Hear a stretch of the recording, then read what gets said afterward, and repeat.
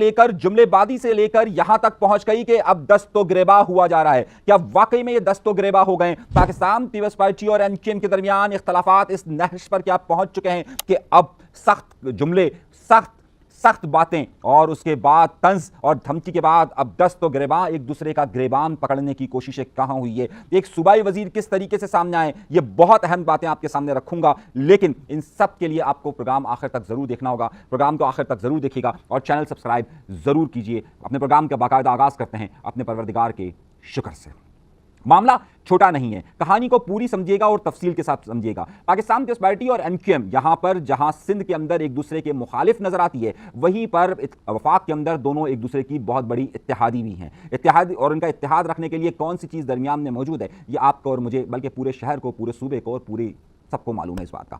अब इसमें एक बड़ा अहम मोड़ आया। आपको याद होगा कि 11 तारीख को मैंने आपको एक खबर दी थी और मैंने आपसे यह कहा था कि पाकिस्तान तहरीक इंसाफ और एमक्यूएम पाकिस्तान के दरमियान इस बारे में वाज़े तौर पर एक गुफ्तगू हुई है और मैंने डंके की चोट पर यह बात कही थी कि जनाब मेरे पास एक खबर है कि पाकिस्तान पीपल्स पार्टी को बजट पेश करते हुए शदीद मुश्किलात आएगी। आप मेरा प्रोग्राम जाकर देख लीजिएगा, मैंने आपको यह खबर दी थी। उसके बाद हुआ यह कि 13 तारीख को जैसे ही बजट का इजलास शुरू हुआ और वजीर आला सिंध जिन्होंने दावा किया कि वो 10वीं बार कोई बजट पेश करने वाले पूरे पाकिस्तान की सूबाई और वफाक की तारीख के अंदर पहले शख्स हैं, तो जाहिर सी बात है उस वक्त बहुत सारे सवालात ज़हन में थे। एमक्यूएम पाकिस्तान और उनके साथ जमात इस्लामी और तहरीक इंसाफ इस बारे में तैयारी कर चुकी थी और मुकम्मल तौर पर तैयार थी कि इस बार शदीद से शदीद एहतजाज करना है। उन्होंने शदीद एहतजाज किया। इस एहतजाज में न सिर्फ एमक्यूएम पाकिस्तान शामिल थी बल्कि उसके साथ साथ पीटीआई भी मौजूद थी। पीटीआई के शब्बीर कुरैशी जो सो पार्लिमानी लीडर है वो मौजूद, अली खुर्शीदी एमक्यूएम की तरफ से मौजूद और जमात इस्लामी मौजूद। इन तीनों ने वहां पर शदीद एहतजाज किया। जीडीए के फैक्टर को मैं इतना काउंट नहीं कर रहा, लेकिन खैर जीडीए भी उसमें शामिल थी। अब यह एहतजाज इतना शिद्दत इख्तियार कर गया, इन्होंने यहां पर वॉकआउट नहीं किया बल्कि पूरी तकरीर के दौरान, वजीर आला सिंध की पूरी तकरीर के दौरान शदीद नारेबाजी करते रहे और शदीद जुमले कसते रहे।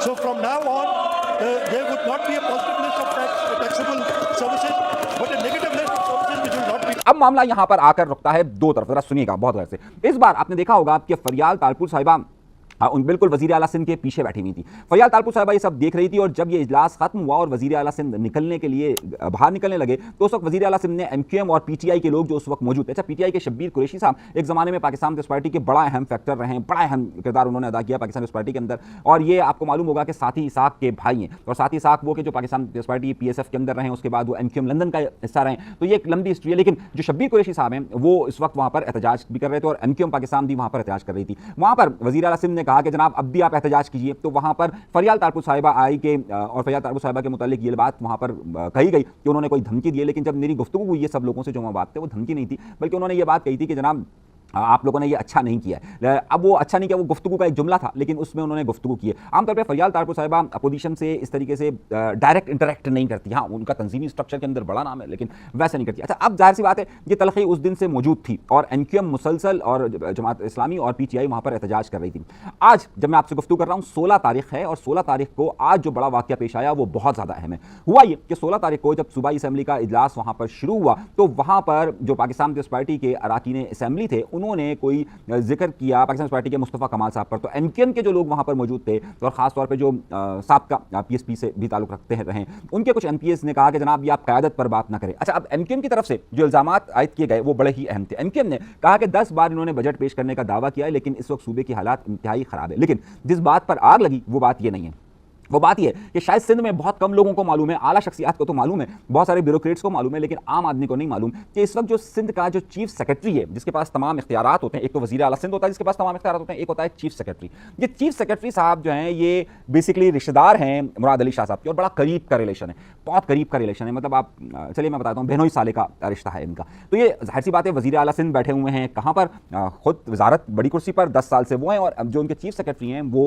उनके रिश्तेदार हैं। तो अब वहाँ पर एमक्यूएम ने जो आदिल अस्करी साहब है वो तकरीर करने खड़े हुए और उन्होंने जो है वो फिर वहाँ पर निशाना बनाना शुरू किया चीफ सेक्रेटरी साहब को। तो वहाँ मुकेश कुमार चावला खड़े हुए। अच्छा, जब मुकेश कुमार चावला खड़े हुए तो मुकेश कुमार चावला ने वहाँ पर कहा कि किस तरह की लैंग्वेज इस्तेमाल की जा रही है और ये ठीक है, हमने मुस्तफ़ा कमाल साहब पर जब बात की थी और कहा था कि क़यादत पर बात नहीं होगी तो आप क्यों क़यादत पर बात कर रहे हैं। अब वहाँ पर तू में अच्छा जिस वक्त ये क्लैश चल रहा है ना, एन उसी वक्त अगर आप मुख्तलिफ जो पाकिस्तान पीपल्स पार्टी के अरकान मौजूद हैं उनका रिएक्शन भी देख सकते हैं। वो पहले से ही जो सीएम साहब की मीटिंग के हवाले से हुआ था उस पर काफ़ी वो थे और फिर जब ये गुफ्तगू शुरू हुई तो ज़ाहिर है वो भी बोलना शुरू हुए। तो शजील आम नेमन साहब का वहाँ पर एक रिएक्शन आना शुरू हुआ, यानी कि उनके फेस एक्सप्रेशन इस तरह के बताना शुरू किए कि अब ये मामला गड़बड़ की तरफ जा रहा है। जब वहाँ पर ये हुआ तो फिर यहाँ से दोनों तरफ से जुमलों का तबादला हुआ। यहाँ से जो एमक्यूएम के लोग हैं उन्होंने शदीद नारेबाजी शुरू की, तो दूसरी तरफ से पाकिस्तान पीपल्स पार्टी के लोगों ने नारेबाजी शुरू की। अब एक दूसरे की तरफ जब ये शिद्दत आई तो एक दूसरे के करीब बढ़ना शुरू हुए। उसी वक्त शर्जील इनाम मेमन साहब भी आगे बढ़े और शर्जील इनाम मेमन साहब के साथ साथ जो है वो दीगर जो एमक्यूएम के लोग हैं उसमें आप निज़म साहब को ले लीजिए, निज़म मिर्ज़ा साहब हैं, अली खुर्शीद साहब। अली खुर्शीद साहब से वो स्पीकर साहब कहते रहे कि जनाब ज़रा सा आप इनको तहम्मुल में लें, वहाँ से पाकिस्तान पीपल्स पार्टी को बात करते रहे। नज़म मिर्ज़ा साहब हैं, आदिल अस्करी हैं, आदिल अस्करी तो सब तकरीर कर रहे थे, उसमें उस्मान जो MP हैं इनके, फरहान अंसारी हैं, ये सब लोग उसके, जमाल शेख हैं, ये सारे लोग उस पर जो है वो उस वक्त PTI के लोग दरमियान में कूद पड़े। शब्बीर कुरैशी साहब ने इनके दरमियान मामला को आगे पीछे करवाने की भी कोशिश की और फिर जो है वो MQM के लोगों ने इनको, जो MQM की सीनियर क़यादत हैं उसमें ये कोशिश दी, नज़म मिर्ज़ा वगैरह साहब जो हैं, ये सब इन्होंने MPs ने इनको पीछे करने की कोशिश की। दूसरी तरफ जो क्या नाम है उनका, शर्जील इनाम मेमन साहब भी उस तरफ बढ़े, तो ज़ाहिर है शर्जील इनाम मेमन साहब को भी फिर अपनी सीट की तरफ लिया गया। तो शदीद तल्ख़ कलामी हुई, शदीद जुमलेबाजियों का हुआ और जो सबसे अहम नुक्ता ये था कि आमतौर पर जो इनकी सीनियर रहनुमा हैं, जिसमें शर्जील इनाम मेमन साहब हों, फरियाल तारकुल साहिबा हों, नासिर हुसैन शाह साहब हों, वो आमतौर पर इन तमाम मामलों को ठंडा करने की तरफ आते हैं, जबकि इस तरफ से अली खुर्शीदी साहब या नज़म साहब या ये दीगर लोग करीब आते हैं इस सारे मामलों को हल करने के लिए। लेकिन इस बार तलखी इतनी बढ़ गई थी कि थोड़ा सा वक्त लगा इसमें। और तो क्या ये तलखी ज़्यादा मजीद आगे बढ़ेगी? देखिए तलखी, अब सवाल यह है कि ये असम्बली के अंदर अपोजिशन एक बड़ा अहम रोल अदा करती है और MQM इस पोजीशन को इस वक्त जाने नहीं देना चाहती। MQM किसी तौर पर भी जो PTI है उसे या जमात को मौका नहीं देना चाहती और वो खुद एक बड़ी अपोजिशन के तौर पर बात करना चाहती है। MQM के अपने अंदरूनी इख्तलाफात अपनी जगह पर वो चल रहे हैं, सही है, वो सारे मामला चल रहे हैं, लेकिन कम से कम MQM ने सिंध असम्बली के अंदर ये बात साबित की कि जनाब उनके तमाम MPs एक हैं, ये एक बड़ी बात है। दूसरी तरफ पाकिस्तान पीपल्स पार्टी ने अपनी आला क़यादत पर, यहाँ तक कि वज़ीर आला पर भी होने वाले इल्ज़ामात को संजीदा लिया। आमतौर पर इतना सख्त रद्दमल नहीं आता, लेकिन मुकेश कुमार चावला साहब हों या शर्जील इनाम मेमन साहब हों या दीगर उनके अराकीन हों, उन्होंने इस हवाले से शदीद रद्दमल का इजहार किया। तो अब क्या उसके बाद मामला हुए, उसके बाद मामला को ठंडा करने के लिए दोनों तरफ के कुछ राब्ते हुए हैं। ये मैं आपको ऑफ द रिकॉर्ड नहीं बल्कि ऑन द रिकॉर्ड बता रहा हूँ। राब्ते ऑफ द रिकॉर्ड हुए हैं, लेकिन ऑन द रिकॉर्ड मैं बता रहा हूँ कि इस हवाले से बात हुई है कि इस मामले को दोनों तरफ से बैठ कर ज़रा सा ठंडेपन से इसको हल किया जाए। तो ये मामला बजट सेशन है, ज़ाहिर है इसमें गर्माहट का ये माहौल रहेगा, लेकिन कोई संजीदा अवामी तौर पर इसका कोई क्लैश नहीं है। इसका क्लैश जो है वो ज़्यादातर असम्बली के अंदर इस हवाले से माहौल गर्म रहा है और ये ज़ाहिर होता रहता है। तो इसमें कोई बहुत बड़ी खबर सिर्फ यही है कि दोनों तरफ से अगर खबर ये देखिए तो खबर का सिर्फ यह है कि MQM के अपने इख्तलाफात एक जगह पर, लेकिन MQM कम अज़ कम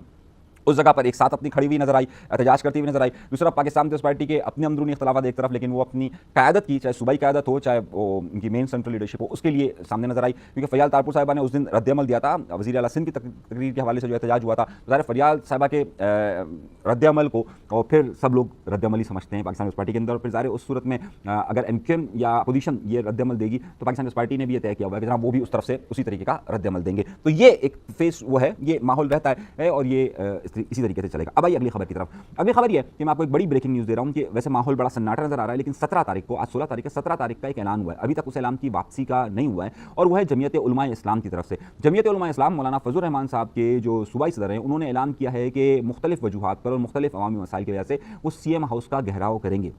अब ये वज़ीर आला सिंध का घेराव करने की तरफ जा रहे हैं। एक तरफ असम्बली के अंदर ये मामला गर्म चल रहा है और दूसरी तरफ जो है वो जमीयत उलमा इस्लाम ये बात कह रही है कि उन्हें CM हाउस का घेराव करेंगे। अच्छा, जो माजी की तारीख रही है उसमें ये हुआ है कि जब इनके काफ़िले मुख्तलिफ शहरों से आए, अच्छा पिछली बार भी इन्होंने जो प्रोटेस्ट किया था उसमें शहर से भी इनके लोग गए थे, लेकिन मुख्तलिफ शहरों से जब आए थे तो उस वक्त इनको रास्तों में रोका गया था और फिर आपको पता है शारा फैसल पर इनके जमीयत उलमा इस्लाम और इनके दरमियान काफ़ी तसादुम की कैफियत बनी थी। तो अब देखना यह है कि जमीयत उलमा इस्लाम को रास्ता दिया जाता है और ज़ाहिर रेड जोन करार दिया रहा है और जमीयत उलमा इस्लाम इस बारे में वाकई में आती है नहीं आती, या पिछले अगले चंद घंटों के अंदर कोई तब्दीली रोनुमा होती है और अपने प्रोग्राम को पोस्टपोन करते हैं या कैंसिल करते हैं, तो ये एक अलग बहस होगी, या फिर अपने हिकमत अमली को तब्दील करते हैं तो ये एक अलग बात होगी। लेकिन पिछली बार जो है वो इनका शदीद टकराव हुआ था और जमीयत उलमा इस्लाम खासतौर पर सुमरो साहब, क्योंकि मेन इंटीरियर सिंध की वो पॉलिटिक्स करते हैं और वहाँ पर पाकिस्तान पीपल्स पार्टी के खिलाफ वो एक बड़ा धरने का ऐलान कर रहे हैं। तो ये खबर भी एक हमारे पास है कि 17 तारीख को अहम शाहराहों पर अगर इन्हें रास्ता रोका जाता है या आते भी हैं, अभी तक ये फाइनलाइज नहीं है, लेकिन मेरे पास, मैं आपको क्लिप सुना देता हूँ, सुन लीजिए। 17 जुलाई तक सिंध हुकूमत अमन कायम करवाए, मगवी जो इस वक्त डाकू के पास हैं उनको बाजियाब करवाए, स्ट्रीट क्राइम का खात्मा करवाए,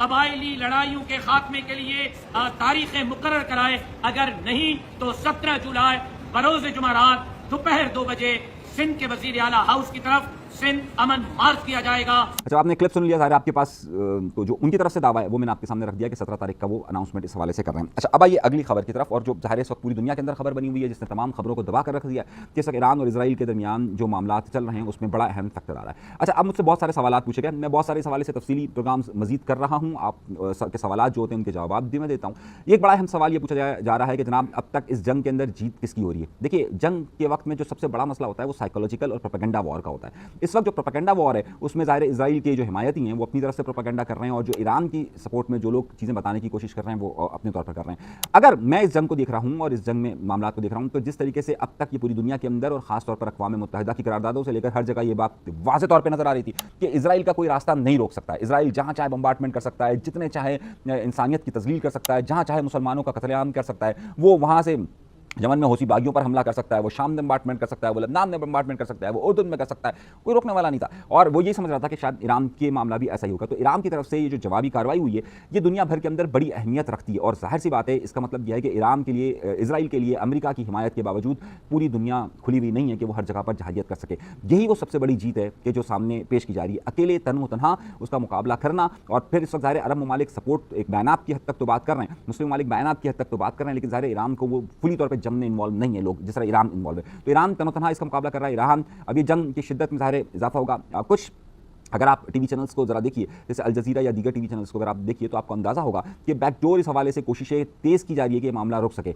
अगले दिनों के अंदर अगर ये आबनाए हुर्मस को रोकने की कोशिश होती है, और वो तंग रास्ता समंदर के अंदर के जिसे आबनाए हुर्मस कहा जाता है, जो सिर्फ 33 किलोमीटर चौड़ा है, बस उस 33 किलोमीटर के अंदर अगर ईरान इस मामले को वहाँ से जहाज़ों की आमदोरफ्त को रोकता है तो पेट्रोलियम मसनूआत की कीमतों में बेतहाशा इजाफा होगा। इस वक्त जो पाकिस्तान की इसमें सारी इन्वॉल्वमेंट है, बहुत सारे बयान पाकिस्तान की तरफ से ऐसे बनाए जा रहे हैं कि जो AI से जो इंडियन प्रोपेगेंडा है वो सामने आ रहा है, और इंडियन प्रोपेगेंडा ये है कि वो किसी तौर पर पाकिस्तान के लिए रास्ते तंग करना चाहता है। लेकिन पाकिस्तान ज़ाहिर है इन तमाम चीज़ों पर बड़ी गहरी निगाह रखे हुए, और वो इस तरीके का खास तौर पर प्रोपेगेंडा कर रहे हैं कि पाकिस्तान जो है पे जो पूरी दुनिया का रुख है और ट्रंप का जो रुख है वो पाकिस्तान के खिलाफ आ सके, लेकिन अभी तक शायद ऐसा मुमकिन नजर नहीं आ रहा है। तो पाकिस्तान की अपनी इस हवाले से वाज़ेह पॉलिसी है। और आइंदा दिनों के अंदर क्या हुआ, कुछ लोगों ने कहा कि बलूचिस्तान के जो ईरान के साथ जो इलाका, ईरान का जो इलाका है सिस्तान, जिसे आमतौर पर ईरानी बलूचिस्तान कहा जाता है, वहाँ पर ज़लज़ले के झटके महसूस हुए। कुछ लोगों ने ये कहा कि क्या ईरान ने वहाँ पर कोई एटमी तजर्बा किया है, क्योंकि पाकिस्तान ने भी बलूचिस्तान के अंदर अपने एटमी तजर्बा किए थे, तो वहाँ पर बड़े लंबा एक पहाड़ी सिलसिला है, तो क्या वहाँ पर कोई तजर्बा हुआ है? इस हवाले से अभी तक कोई ज़मीनी हक़ाइक़ सामने नहीं आ सके।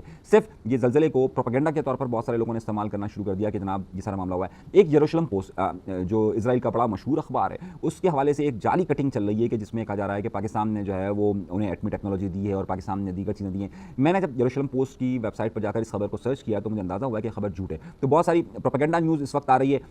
सच क्या है ये बात अब ज़ाहिर वक्त बताएगा, लेकिन सिर्फ इस वक्त जो सच है वो सिर्फ ये कि ईरान ने इजराइल को जो है वो जवाब दिया है कि जो अब तक तारीख में सामने नहीं आ सका है। 1948 में इजराइल के वजूद से लेकर अब तक का ये सबसे ताकतवर है। इख्तलाफात हो सकते हैं, लेकिन हम सबको शिया सुन्नी इस सारे इख्तलाफात से हटकर, मैं हमेशा ये बात कहता हूँ कि इससे हटकर हमें इस बात पर गौर करना चाहिए कि किसी भी तौर पर इजराइल की जहारियत कबूल नहीं है, और किसी भी तौर पर इजराइल के वजूद को तस्लीम नहीं किया जा रहा। मुसलमानों की जगहों पर इजराइल की नाजायज़ कब्जे को किसी तौर पर तस्लीम नहीं किया जा सकता। और मैं इसके लिए चाहे एक चिड़िया छोटी सी उठकर भी अगर अपनी चोंच में हल्का सा भी अगर किरदार अदा करेगी तो हमें उसका साथ